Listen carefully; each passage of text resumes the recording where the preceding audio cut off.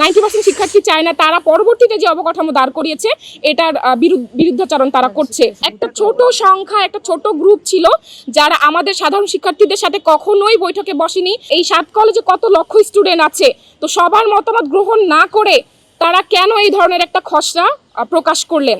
জি, আপনার প্রশ্নের অ্যান্সার হচ্ছে, আমি শুরুতেই উল্লেখ করেছিলাম যে 29 ডিসেম্বর 2024 সালে 7 কলেজের সমস্যা সমাধানের জন্য শিক্ষা মন্ত্রণালয় কর্তৃক একটি কমিটি গঠিত হয় এবং সেখানে উল্লেখিত ছিল যে 7 কলেজের ঢাকা বিশ্ববিদ্যালয়ের অধিভুক্তি বাতিল করে স্বতন্ত্র সত্তা বজায় রেখে বিশ্ববিদ্যালয়ের সমকক্ষ কাঠামো প্রস্তাব করা আর সকল অংশীজনকে সম্পৃক্ত করে সিদ্ধান্ত নিশ্চিত করা। প্রথমত বলতে চাই, তারা চেয়েছিল স্বতন্ত্র সত্তা বজায় রেখে বিশ্ববিদ্যালয় কাঠামো তৈরি করবে। আমরা এর সাথেই ছিলাম, এরকমই কিছু হবে এবং আমাদের সকলের সিদ্ধান্ত শোনা হবে। আপনারা খেয়াল করে দেখবেন যে তারা কোনো ধরনের কোনো জরিপ করেনি, অন্ততপক্ষে ইডেন মহিলা কলেজে কোনো জরিপ করেনি। ক্লাসে ক্লাসে আপনি শিক্ষার্থীদের আপনারা খোঁজখবর নিয়ে দেখুন, প্রায় 90% শিক্ষার্থী চায় না বিশ্ববিদ্যালয় বিশ্ববিদ্যালয় হোক, এটা বলছি না। 90% শিক্ষার্থী চায় না, তারা পরবর্তীতে যে অবকাঠামো দাঁড় করিয়েছে এটার বিরুদ্ধাচরণ তারা করছে।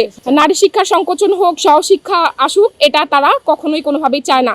এবং শুরুতে তারা যেরকমটা জানিয়েছিল যে এক্সট্রিম মশার কয়েল প্ল্যান্ট ফাইবার দিয়ে তৈরি, তাই সহজে ভাঙে না, সুগন্ধিযুক্ত ও নিরবিচ্ছিন্নভাবে জ্বলে। ডেঙ্গু, চিকুনগুনিয়া বাহি সহ যে কোনো মশার বিরুদ্ধে দেয় এক্সট্রিম সুরক্ষা।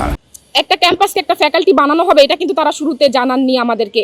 তারা পরবর্তীতে প্রথমত তারা আমাদেরকে চোখে ধুলো দিয়ে রেখেছিলেন।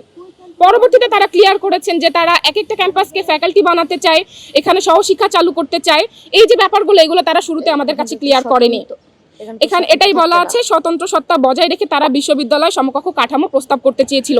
কিন্তু কেন শিক্ষা প্রশাসন কেন এখান থেকে সরে আসলো, ইউজিসি কেন তাদের মতামত থেকে সরে আসলো? আমরা দ্বিচারিতা করিনি, আমরা আমাদের অবস্থানেই ছিলাম। একটা ছোট সংখ্যা, একটা ছোট গ্রুপ ছিল যারা আমাদের সাধারণ শিক্ষার্থীদের সাথে কখনোই বৈঠকে বসেনি, কখনোই আমাদের সাথে আলোচনা করেনি, কখনোই কোনো ধরনের কোনো জরিপ করেনি। তো এই কারণেই হচ্ছে আমরা তাদের এইসব ব্যাপারে মেনে নিব না। আর অধ্যাদেশ জারি করার আগে যে খসড়া প্রেরণ করা হয়েছে এটা সম্পর্কেও আমাদের সাধারণ শিক্ষার্থীদেরকে কোনোভাবে অবগত করা হয়নি। হ্যাঁ, হতেই পারে, আমরা ধারণা করছি।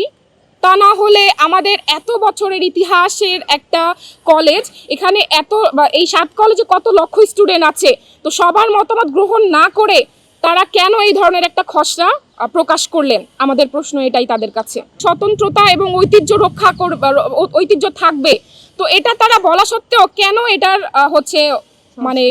সংস্কার কার্যক্রম তারা কেন করলো না? এটা কেন হলো না? আমরা এখানে আমাদের দাবিতে উল্লেখ করেছি যে এখানে বলা হয়েছে যে স্বতন্ত্র সত্তা, মানে ইডেন কলেজের সহশিক্ষা কার্যক্রমটা চালু হবে না।